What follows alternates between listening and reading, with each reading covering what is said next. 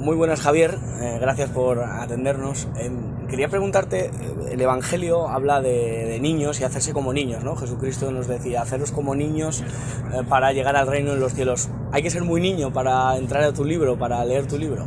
Bueno, yo creo que es un libro para todos los públicos, pero evidentemente hay parte mía del autor que es conservar el alma de niño, ¿no? El alma de niño en el fondo es el que se sigue cuestionando por todo, el que se pregunta por qué a cada paso que da. Yo tengo unos niños de 3 años y están en esa fase de preguntar por qué, y me veo muy identificado en ellos, y eso es bonito, ¿no? Porque en el fondo el libro es constantemente una búsqueda de respuesta a todas las dudas que yo voy teniendo, y las propias dudas son como el tronco de un árbol que se va bifurcando y que se va, digamos, convirtiendo en más preguntas, ¿no? Y eso es lo bonito. En el fondo mis libros sí que están hechos para gente que tiene dudas, que tiene curiosidad y que quiere saber más desde diferentes perspectivas, ¿no? Sobre el mundo de las apariciones. Tienes 2 niños, nos has comentado. ¿Recomiendas contarle a los niños esa escena tan mítica, familiar, del padre contándole un cuento a su hijo a la hora de dormir? ¿Recomiendas contarle historias, bueno, pues que tienen que ver con niños fantasma, que tienen que ver, leerle incluso tu libro? ¿Lo recomiendas? Bueno, depende del niño, ¿no?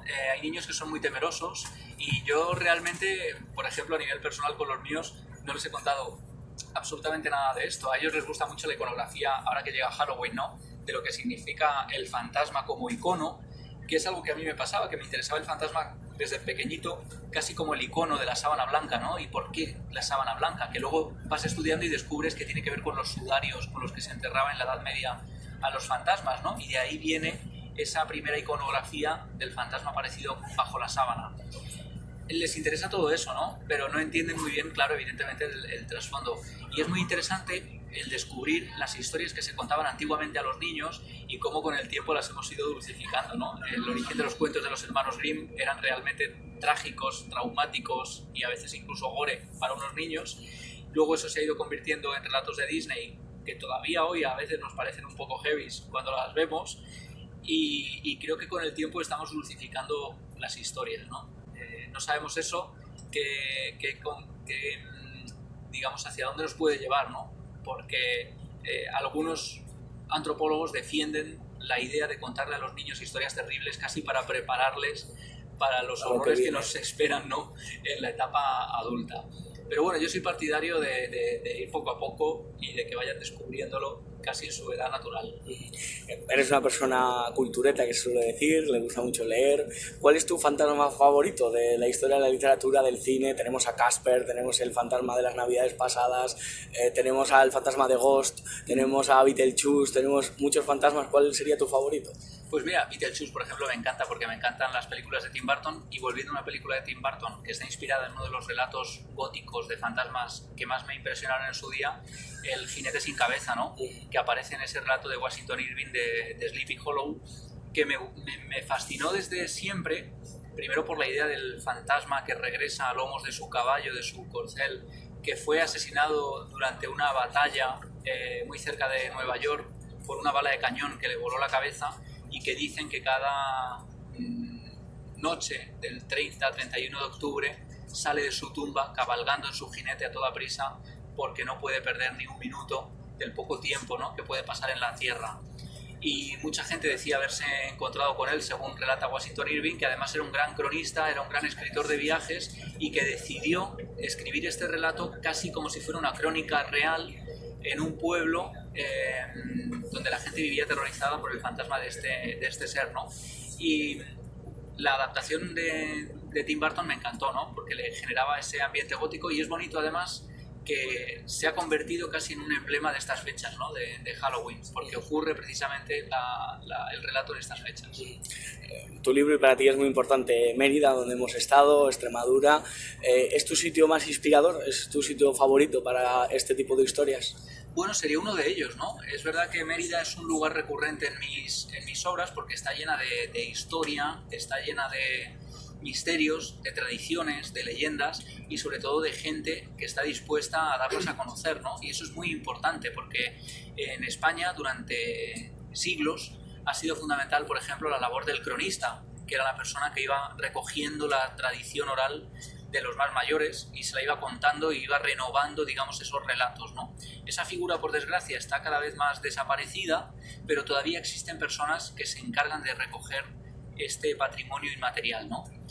Y bueno, pues de alguna manera, gracias a estos últimos cronistas, podemos dar a conocer y podemos dejar por escrito un legado que de otra forma se perdería, ¿no? Y en Mérida, sin duda, hay grandes cronistas, pues como Israel Espino, que ha estado con nosotros.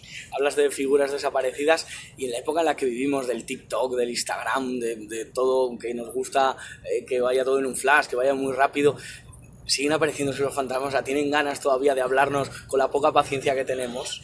Bueno, pues fíjate, todavía hay testigos que siguen encontrándose con ellos y es muy interesante porque decían que, por ejemplo, en Galicia, la luz eléctrica, cuando llegó la luz eléctrica, aquello terminó con la Santa Compañía. Decían algunos antropólogos, como Gerardo das Eiras, que quizá fue porque el progreso no estaba totalmente reñido con lo ancestral, con la tradición, y hacía que aquello se desvaneciera.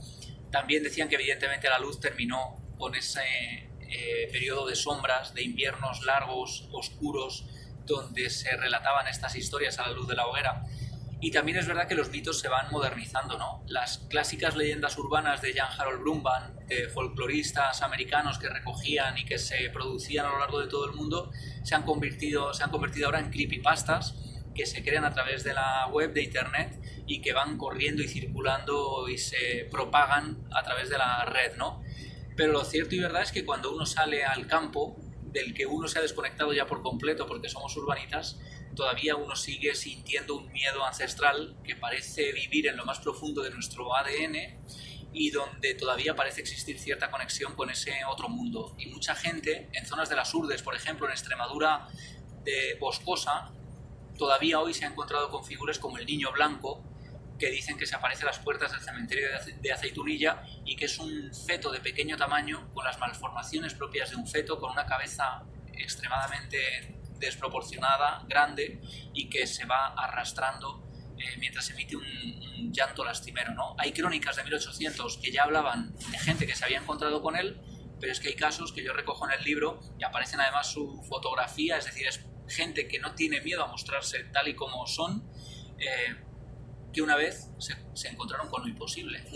¿Crees que las apariciones de niños se dan, dado que la muerte de un hijo es lo más antinatural, es lo más duro, ¿no? En una ocasión me encontré un padre que decía, cuando tú pierdes a tu padre, pues te llaman huérfano, cuando tú pierdes a tu mujer te llaman viudo, pero cuando pierdes un hijo no hay palabra en castellano, ¿no? No hay palabra en español. ¿Crees que, dada este sufrimiento, se producen este tipo de apariciones? Yo creo que sí, que en parte tiene que ver con ese dolor, ¿no? También a nivel de una sociedad, cada vez somos sociedades más extensas, pero imagínate cuando éramos pequeñas comunidades en la prehistoria, la muerte de un niño era lo que hacía tambalear los estamentos, ¿no? Lo que generaba una incomprensión absoluta por parte de la comunidad de lo que acababa de suceder, porque era absolutamente antinatural, ¿no? La muerte de un niño, además, con el paso del tiempo, se ha convertido todavía en algo más incomprensible, porque en épocas de epidemias, en épocas medievales, donde no había tal salubridad, era muy habitual que las mujeres murieran en los partos, ¿no? Pero con el tiempo todo eso se ha ido, por fortuna, alejando de lo normal, de lo cotidiano, de lo habitual, y hemos incrementado, por tanto, el miedo a la muerte de un niño y el miedo, por tanto, a la aparición del niño, ¿no? Pero desde siempre el fantasma del niño ha sido el más temido, ¿no? El más temido desde época romana. Eran los fantasmas que volvían con especial fiereza, con especial sed de venganza, porque no habían vivido lo suficiente y porque no comprendían muy bien lo que era la muerte. Eran fantasmas perdidos que no sabían muy bien cuál era su papel en el otro lado. Y por eso había que protegerse de ellos, ¿no? Y lo que descubro en el libro a lo largo de la investigación es que ya en la antigua Roma a los muertos infantiles, a los inmaturi, se les enterraba de forma diferente, ¿no? Se les introducía en lo más profundo de una ánfora, de una vasija, de cuevas, se les clavaba a la tierra con unos clavos de gran tamaño para evitar que el alma de este pequeño pudiera volver a atormentar a las familias, y eso es algo que nos ha acompañado como sociedad prácticamente desde el origen de la conciencia.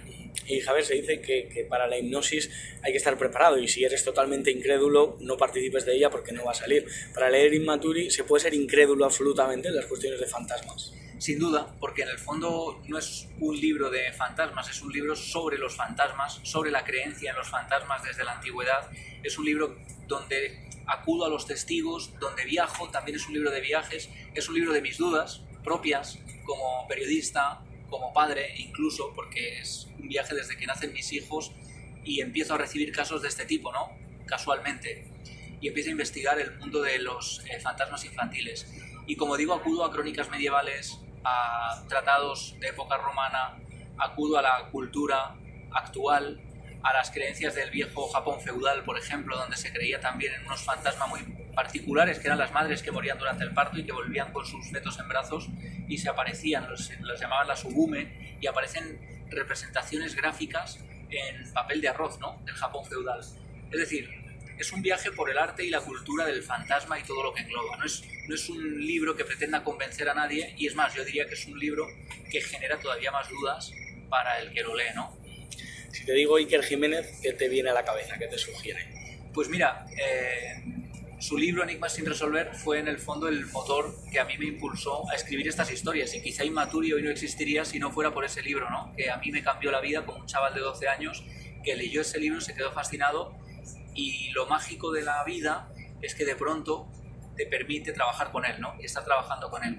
Y para mí es no solo un referente evidente desde mi infancia, un mito de la infancia, sino que ahora tengo la suerte de considerarlo un hermano mayor, ¿no?, alguien en quien verse reflejado y alguien que siempre tiene como un consejo y una palabra de aliento cuando uno no sabe muy bien, ¿no?, por dónde tirar. Con lo cual es una suerte, y es un entusiasta nato que además es capaz de impulsar y de generar entusiasmo a todo el que le rodea, ¿no? Con lo cual me siento muy, muy afortunado.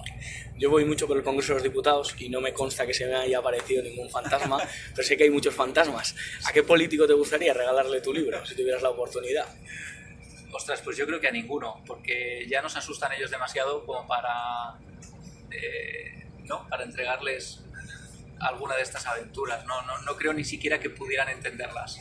El Congreso de los Diputados, por cierto, está sobre una zona llena de enterramientos, de huesos, y donde decían que se habían visto cosas, ¿no? Lo que pasa es que es un lugar donde es muy complicado investigar, evidentemente, ¿no? Pero tendríamos que pasar una noche en el Congreso. Cuando quieras, de verdad, la pasamos mejor que el día, seguramente.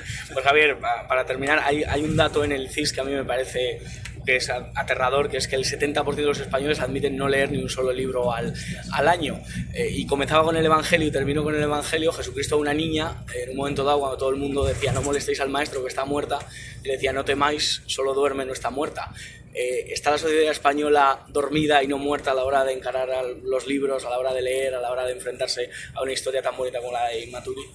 Bueno, fíjate, además es curioso porque hemos reemplazado en muchos casos, conozco casos cercanos, los libros por las pantallas, ¿no? Gente que ya solo hay que entrar en el metro, la gente que antes iba leyendo y veías a gente leyendo por todas partes, ahora va viendo una serie en el iPhone. Yo me obligo constantemente a leer porque además soy consciente y me doy cuenta de que cada vez nuestra mente está como más necesitada de estímulos audiovisuales, y para mí sentarme a leer un libro me cuesta muchísimo, pero me obligo a hacerlo, ¿no? Porque es quizá, creo yo, sano para nosotros el pasar un tiempo focalizados en algo, ¿no? No estar todo el rato pasando de un estímulo a otro cada vez de menos segundos.